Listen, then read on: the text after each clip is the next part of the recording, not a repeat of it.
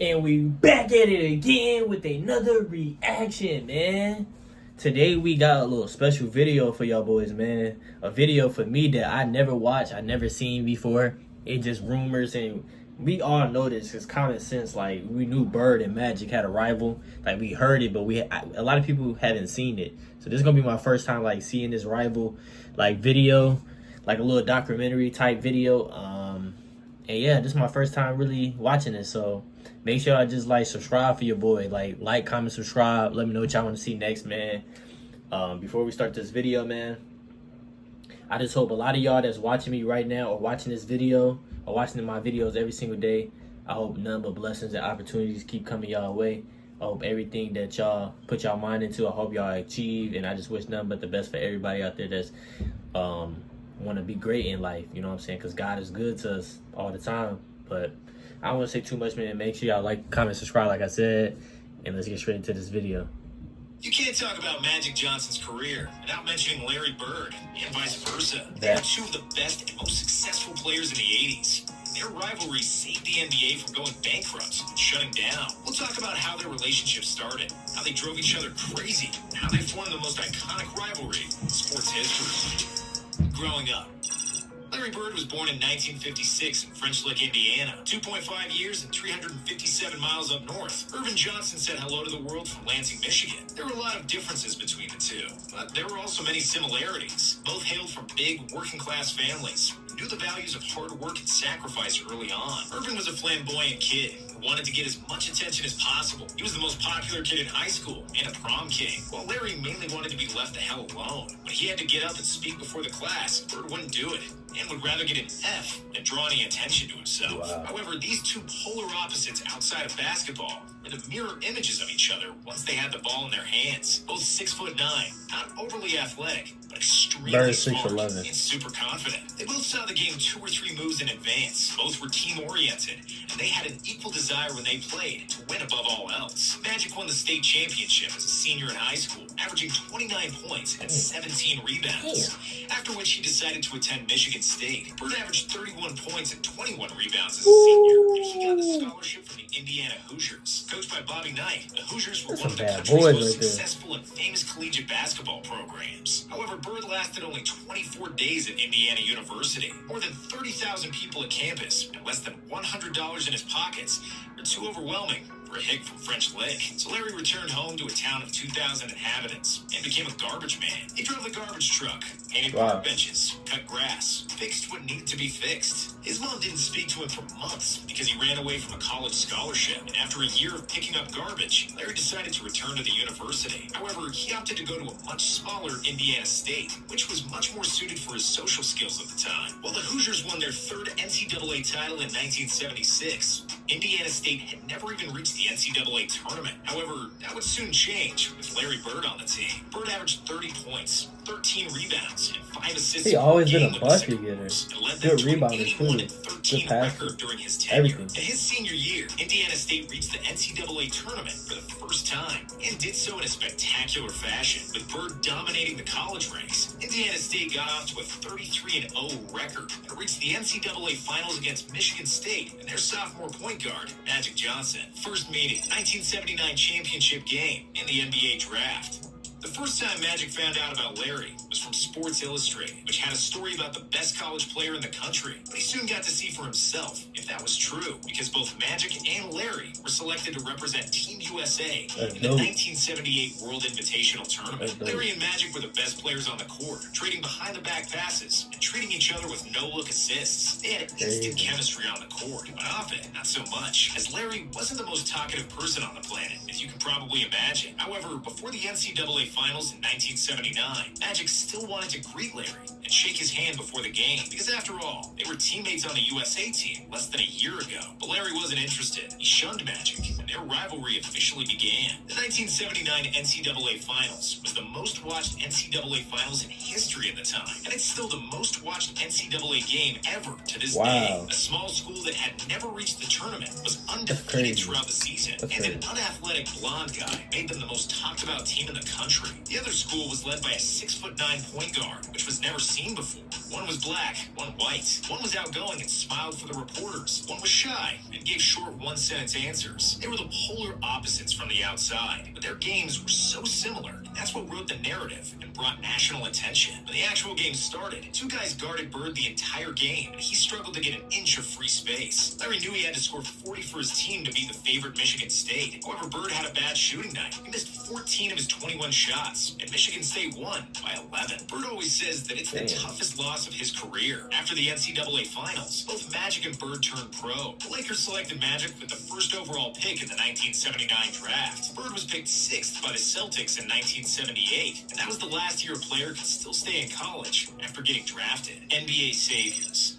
By the end of the 70s, the NBA was in big trouble. TV ratings were down. Really? Attendance was low, and there was very little buzz around the league and its players. Out of the top 10 most watched basketball games in the 70s, 9 were college games. Tape delays were the norm for the NBA. Drugs were a big issue. The level of basketball wasn't that great, and fights between players happened on the regular. The overall image of the league was terrible. Sponsorships were hard to come by, and the league nearly collapsed by the end of the 70s. However, when Bird and Magic came to the NBA in 1979, they brought the hype that surrounded them in college. They both made the All-Star team as rookies and transformed their teams into title contenders. The Celtics improved their win total by 32 games from the year before Bird and finished first in the Eastern Conference. Magic's Lakers were first in the West, and the teams were destined to clash in the finals. But the Sixers spoiled another Bird and Magic duel. On the morning of the deciding Game 6 of the finals, the news came that Larry Bird won Rookie of the Year with 63 votes, compared to just 3 votes for the second-place Johnson. Magic was pissed, and he'd go on to pour 42 points and 15 rebounds in the deciding Game 6, bringing Los Angeles their first title after 8 years and securing the Finals MVP trophy. When he saw that Magic won another title, Bird was furious. And that's just who these guys were and how they behaved, envious of each other's accomplishments and maniacally driven to elevate their play. Whenever the season schedule came out, I would circle the 2 games with Boston. Those were the 2 games more important than the other 80, Magic Johnson said. I read the newspaper every day during the season. I was only interested in one thing. What numbers did Magic Johnson have last night? Said Larry Bird. In 1981, Bird won his maiden title with the Celtics. And in 1982, Magic won another one with the Lakers. After that, the league was essentially Bird and Magic,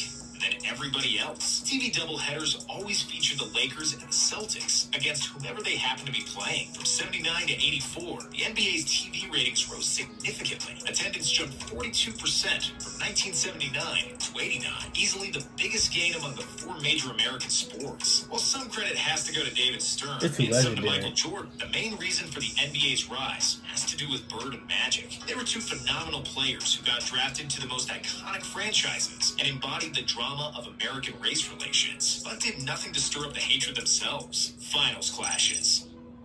After the Sixers defeated the Celtics and the Lakers to win the title in 1983, Bird and Magic finally both advanced to the greatest NBA stage in 1984. The final series was tough and tightly contested, with the winner decided in Game 7. The Celtics played at home, and Bird was never more determined to win. Magic played badly down the stretch, and Larry finally got his revenge for the NCAA title loss in 1979. Averaging 27 points and 14 rebounds, he was named the Finals MVP, while the media butchered Johnson for his mistakes in the deciding moments. As a result, Magic was on a mission for the 1985 season and played the basketball of his life. The Celtics and the Lakers met in the finals again, and after a first game that finished 148 to 114 for Boston, it seemed like the Lakers didn't have it in them. However, after a big bounce back from Kareem, Magic steered LA to victory in 6 games and their first title in 9 NBA finals against the Celtics. In the summer of '85, after that final series, a monumental shift happened in Bird and Magic's relationship. They starred in a Converse commercial together, with Magic visiting French Lick and spending time in Larry's home with the entire Bird family. For the first time ever, they talked and exchanged more than 2 sentences. After that, they struck a friendship, but their rivalry was as bitter as ever. The Celtics won the title in 1986 against the Rockets, and Bird won his 3rd consecutive MVP award. In 1987, the Lakers returned to the finals, again against Bird and the Celtics. In Game 4, Larry seemed to have scored a game winner, but Magic erased it with a spectacular hook shot with 2 seconds remaining. A redemption for the clutch misses in 1984. They was just going back still and had forth. a good look for the win, but he missed a jump shot at the buzzer, and the Lakers took a 3-1 series lead and eventually won the series in 6. After the finals, Bird called Magic the best player he'd ever seen. Later years, as Magic soared and won won another title in 1988, Bird was breaking down. He injured his back while chopping wood in French Lick in 1985. The injury worsened every season. He missed almost the entire 1989 season with a torn Achilles. When he came back, he needed nearly 3 hours of preparation and spinal adjustments to play basketball. He was under enormous pain, and it was hard for him to walk, let alone play. But being a tough SOB that he was, he stuck around until 1992, even though he should have probably retired in 1988. Magic kept winning MVPs by the turn of the decade, and the Lakers kept making the NBA Finals. However, they couldn't defeat the Pistons in 1989 and the Bulls in 1991 to claim the title. Before the 1992 season had started, Magic received terrible news. He contracted HIV and subsequently retired from the NBA. Bird was in shock, and he immediately called Magic. Johnson confirmed that the news was true, and he later said that the call from Bird meant the world for him because he realized how much affection Larry really had for him, despite their rivalry. Wow. Larry said that he felt the same that day as on the day that his father passed away. And for the first time in his career, he didn't enjoy playing as much, with Magic not playing. But that wasn't the end. Larry and Magic had their last hurrah. First, they played as opponents after Magic got an invite to play in the 1992 All-Star Game, which he dominated and won the MVP. And then later that year, he rode off into the sunset as teammates at the Barcelona Olympics. Because their NBA careers were over, their masks fell completely off. Bird and Magic became really good pals during their time with the Dream Team. Legacy. Magic and Bird played against each other 37 times in their NBA careers. Johnson won 22 of those games, compared to Bird's 15. When it comes to trophies, it was 8 finals, 5 titles, and 3 MVPs for Magic, and 5 finals, 3 titles, and 3 MVPs for Bird. In the end, Magic won more hardware, but Bird was likely a more complete player because he was a better shooter, especially early on. Both players worked extremely hard to outplay the other and were each other's biggest motivation. Their rivalry was the biggest storyline in the 80s, and it saved the NBA. They desperately needed saviors. Wow. In 2010, Larry and Magic wrote a book together. In 2019, they got the NBA Lifetime Achievement Award together. Even though they are still polar opposites, Larry and Magic always seem to be intertwined and go together like peanut butter and jelly.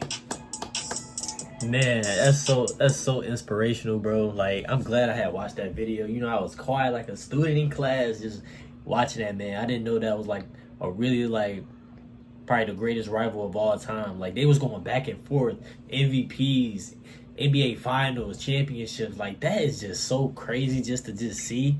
Like, you'll probably never see that in a while. Like, just people just going neck to neck, like neck to neck. Like, they was taking over the 80s. Like, the 80s was them. Like, they was everything, accolades was all them. And that was so tough, bro. Like, I ain't gonna lie, that was so inspirational just to see, like, and they became best buddies too. Like, that's just life. Life is so good, bro. Like, when you have somebody that you in the competition with, but you love them from afar. When basketball's over with, we love each other. Yo, my bad. My mom, Dukes, was just blowing me up. Y'all know how that get when your mom's just calling you and stuff like that. But yeah, Larry Bird and Magic Johnson, bro. I did not know they was like that. You know what I'm saying? I didn't know it was like since college. Like, they was going at it since college. You know what I'm saying? Since college, USA, and then transfer that to the NBA. I ain't gonna God, he be working mysterious ways because, like, they had, like, both of them had good careers, championships, MVPs. I didn't even know Magic had MVPs because I just knew he was just a passer. I knew Larry was a scorer, but then I'm starting to watch basketball a little more. They had the whole package. Yeah, they had the whole package. Bird, he could score. He was a crazy passer. He can rebound. He can hustle. You know what I'm saying? Like, he be hustling. He played defense. And Magic, I didn't know he could score like that. You know what I'm saying? Magic, he had it all too. At 6'9" as a point guard, that's never heard of. Like, that's one-of-one type stuff. Now, in this generation, now everybody can be point guard because he paved the way. You know what I'm saying? But I ain't gonna lie, that's just crazy how the rival. It's like what was another rival? What was another rival? Like, was going neck to neck like them? Maybe the Warriors and Cavs, but they wasn't like Boston Celtics and the Lakers at all. But You know what I'm saying? But y'all let me know in the comments how y'all feel about that rival. Like back in the day, y'all was seeing that. I know all the OGs watching right now. I know y'all was seeing all that action.